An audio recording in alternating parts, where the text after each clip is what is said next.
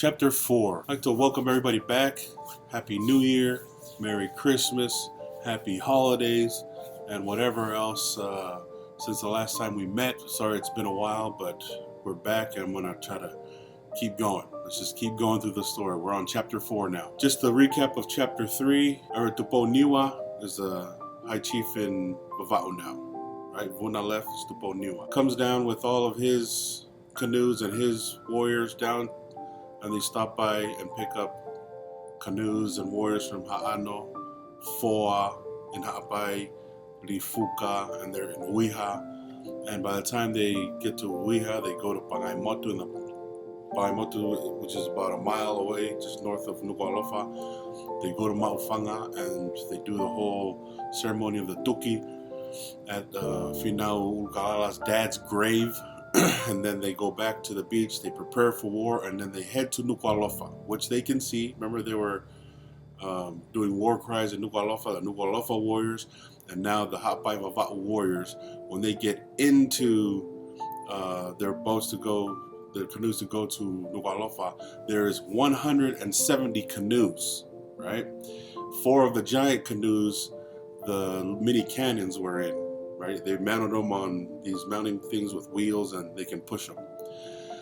And they get into Nuku'alofa, right? So Finau's entire fleet now pulls into Nuku'alofa, and Mariner said that there were 15 palangis that were with him, Englishmen. Now we talk about wars, or if you heard about wars or warriors going at it, you don't hear that 15 palangis were at any of these wars, right? Mariner said there was 15 Englishmen, which means there was a lot more than people think that were spared from the Port-au-Prince that anybody thought, right?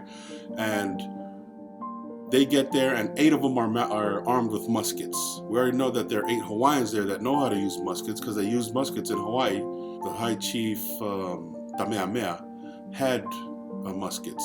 So now you have 8 palangis, 8 Hawaiians with muskets. They pull in the entire fleet. If you can imagine, 170 canoes and a few giant canoes, and there were 4 cannons mounted on 4 of the giant ones, and they pull in to Nuku'alofa, where the entire fortress, and I described it in Chapter 3, the entire fortress was made of a giant ditch 12 to 15 feet deep, and then a giant bamboo wall made out of post latched with bamboo around it, and on the other side of that first wall is another giant ditch with another latching with posts of bamboo all the way around it, right? He said it was about 5 or so acres big, this entire fortress, Nuku'alofa fortress, and it was 15 feet tall.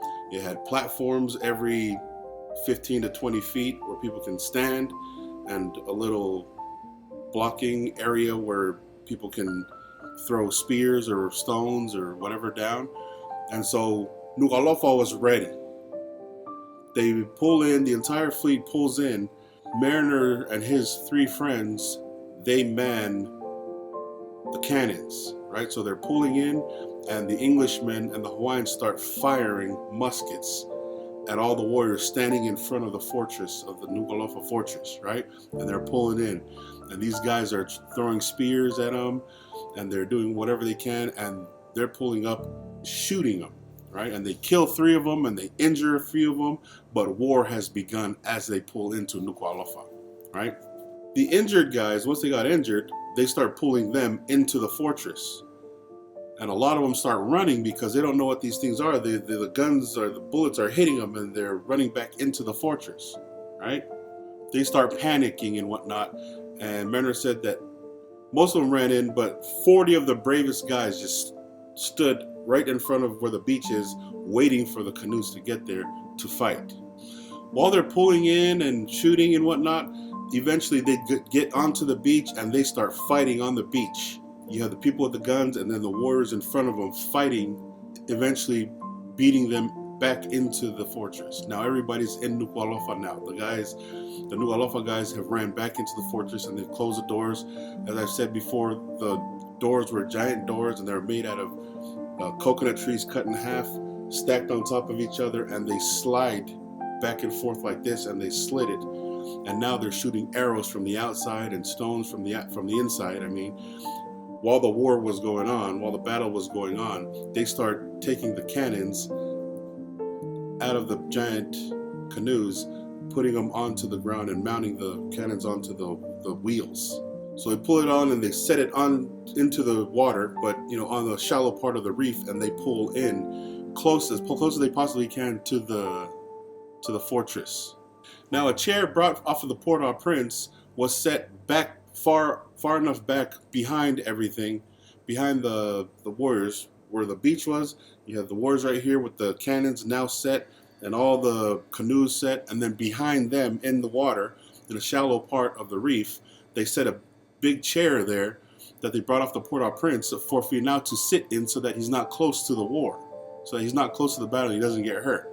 They have him back there, and then everybody else. So if I was on the beach, Finau would be sitting back on a shallow part of the reef in a chair to watch what's going on, right? And now the carronades are set, the mini cannons are set. Now they start firing into Nuku'alofa. Arrows are coming out of Nuku'alofa, stones, whatever else is coming out, and they're basically watching, dodging, and the front guys were being protected. The Palang guys that were manning the cannons, including Mariner, was being protected by the warriors that were standing in front of them. They're basically shooting things out while they start shooting the cannons in. And they stand there and they're shooting cannons, they're shooting muskets, they're shooting cannons into Nuku'alofa now, right? And this goes on for about an hour or so, to the point where now not that many arrows were coming out, so they knew that it was working. But Finau, sitting so far back in the chair, can't tell that the fortress was being damaged at all, because of the way that bamboo was made. It wasn't, it didn't explode. When you shoot through it, it was tied together, so the balls went in, but nothing. He couldn't tell whether anything was being destroyed or not. So he's disappointed. Now Finau sitting back there like, all right, what's going on? He can't tell that anything's happening, even though the guys up front know that there aren't any more arrows or stones coming out. And he calls Mariner back to him. He tells him, hey, go call Toki back here. I want to talk to him. So Mariner comes back there, and Finau tells him, look, I'm disappointed. I'm disappointed. I can't tell that anything's happened. Nothing's going on. Now everybody's standing around, and these cannons are just shooting because they've been firing for over an hour at this point. And Mariner tells him, no, the bamboo, it's hard to tell sitting from back here, but because of how the bamboo, it doesn't explode, it doesn't give way, right? Because of the way it's made. But as you can tell, there aren't as many arrows coming out, or stones, or anything else. So we know that it's working. So Finau says, all right, burn it down. Have guys go around and start burning the outside wall down, so that at least he can see. So they start going around and burning the outside wall, and they're going in and they're trying to burn the inside wall as well. And when they get close, they can tell that the cannons went through the posts. The posts are damaged. Even though they're tied together all the way up, some of the posts were missing down below because of how the cannons hit them. And they get in close enough to now they're fighting the enemy, start seeing that they're coming in close. So now the enemies are coming, and now they're fighting as they're burning these down, burning the fortress, the wall down. Nuku'alofa guys start coming and they start fighting them. But by then, many have gone out the back gate and ran to the next village south of them.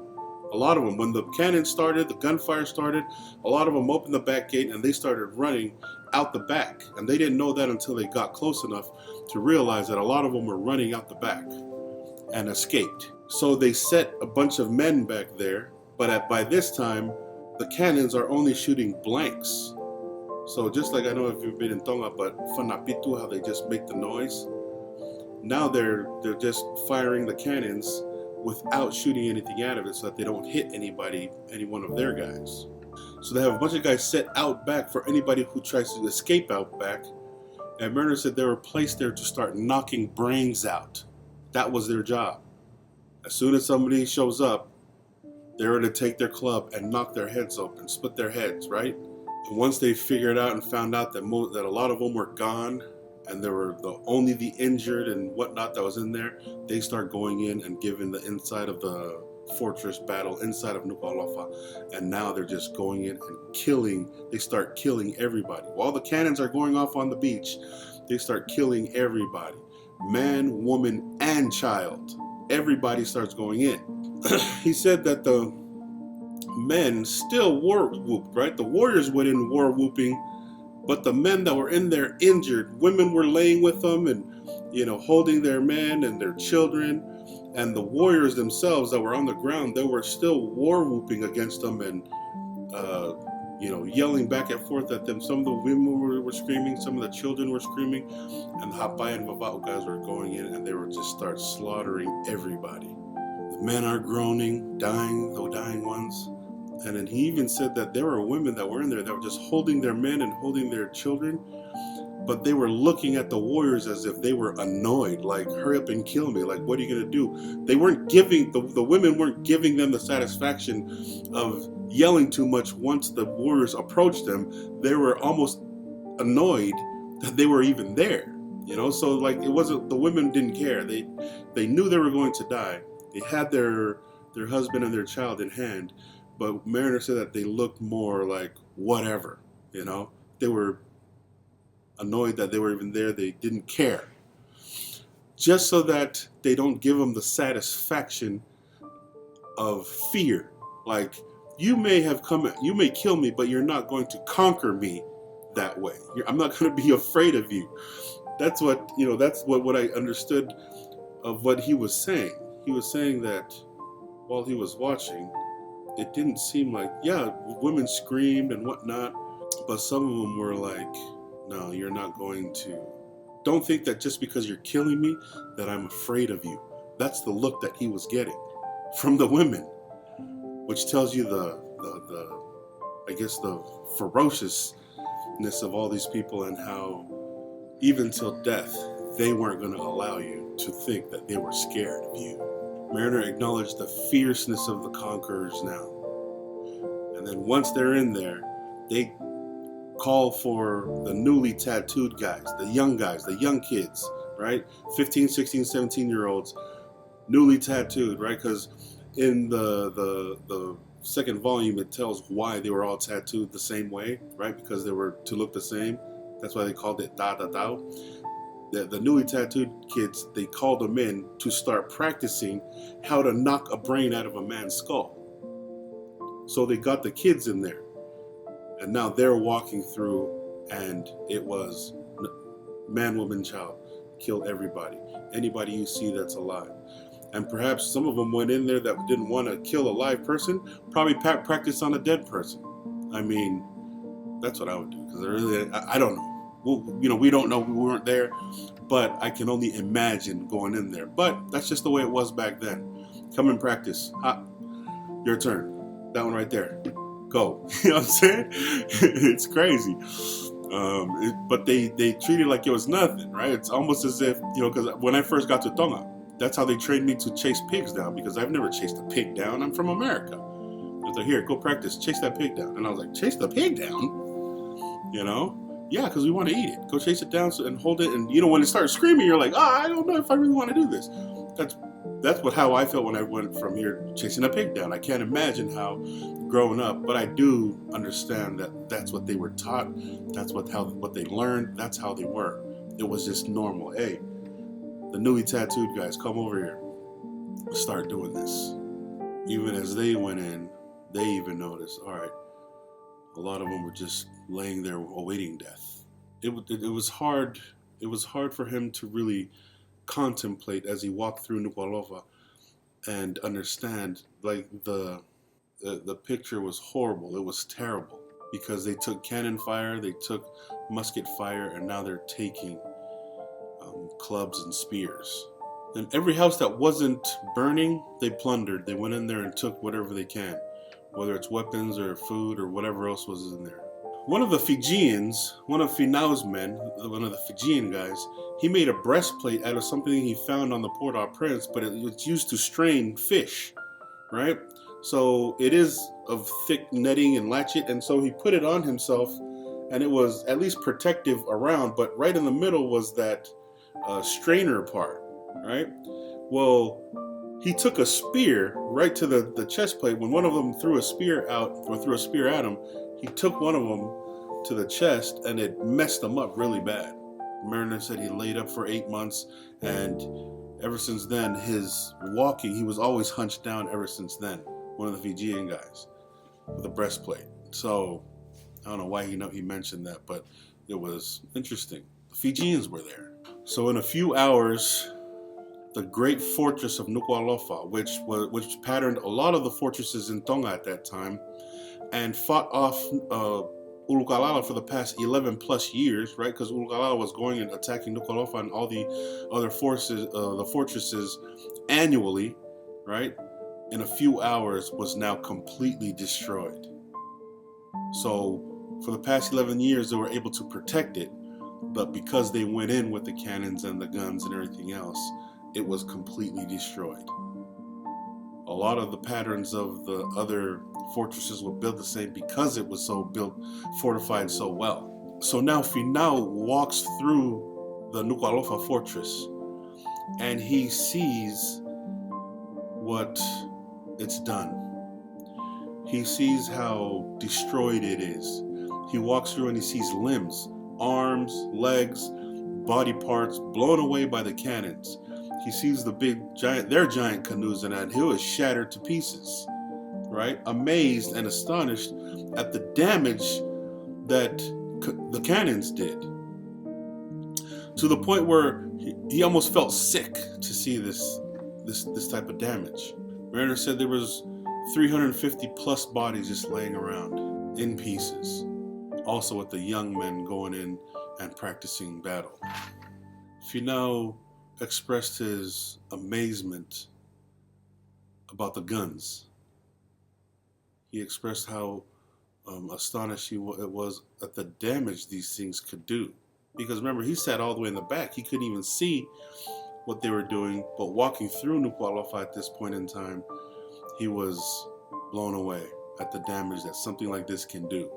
They captured some enemies. Some of the higher chiefs, they ended up not killing, right? Some of the enemies they took prisoners. And once they took them prisoners and sat them down and whatnot, everything was done, the battle was done. The warriors start talking to them.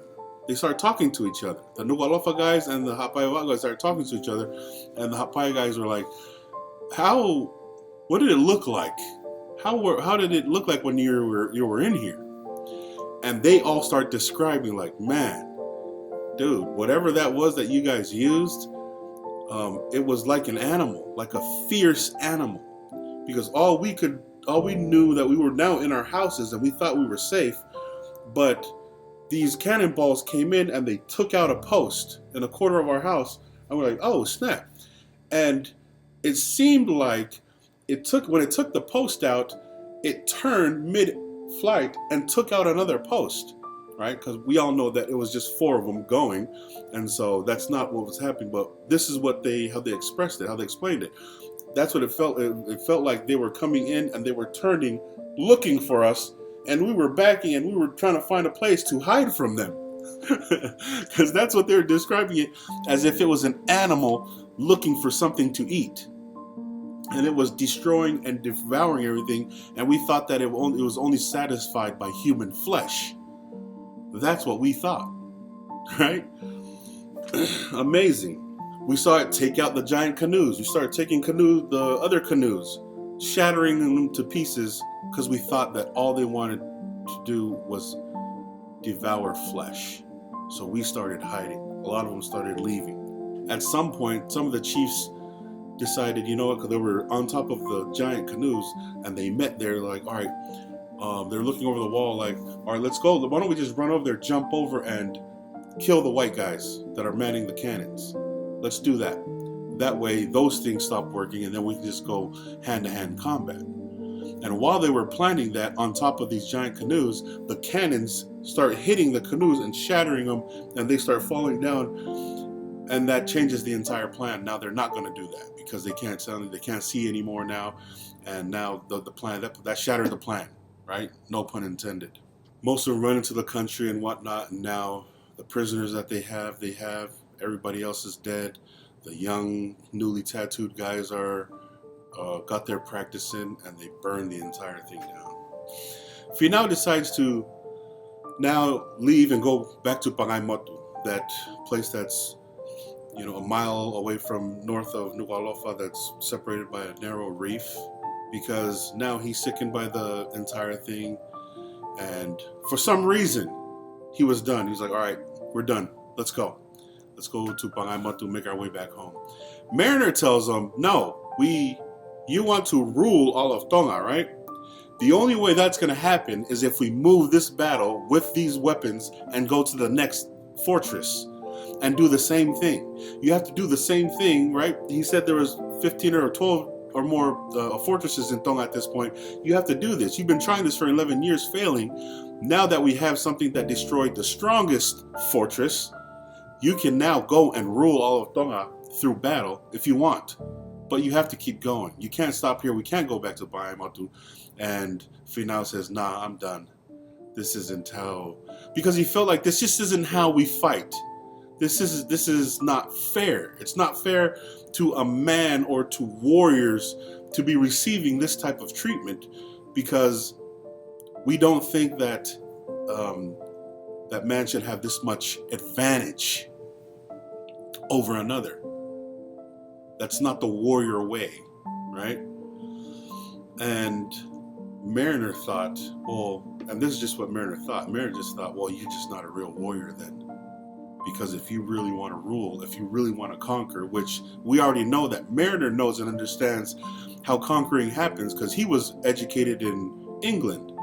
He knows how conquering is supposed to happen. You're supposed to go in and take over, and put people there and then take over and make sure that everybody is under your rule. But Finau didn't think that that was the case. Finau didn't think that that was the way, or wasn't the Tongan way. And so Mariner just thought, okay, well then, you ain't that guy, right? So anyways, they gather whatever prisoners they had left, they gathered and they sailed to Pangaimotu. That's part 1 of chapter 4. And I'm only dropping this just because I know it's been a while, but I want to kind of get back into it. That's just part 1. Chapter 4, there's a few more parts, and you'll get my commentary along with the story and along with how I envision what it would have happened. And it just blows my mind. There's a lot more, right? There's a lot more. And there's a lot of details that I think that Mariner just mentioned but didn't really know from a Tongan's perspective, even though, by then he was, practically Tongan. But a lot of things we didn't know, right? 15 Palangis were at this war, right? There were 8 Hawaiians that were at this war. There was Fijians that were at this war. When we talk about battles in Tonga, we don't think that anybody else was there. But yeah, there were more people there than we think, or than we thought, or than we were ever educated or knew about. And so grateful for Mariner for sharing the story. That was part 1. I'll be back with part 2. As I said, I'm really busy working here at this restaurant here, and I'm just here sharing what I can at the time that I do have. That's why I'm doing it here. Anyways, that's chapter 4, part 1. Stay tuned for the part 2. I'll try to get it to you as soon as possible. All right.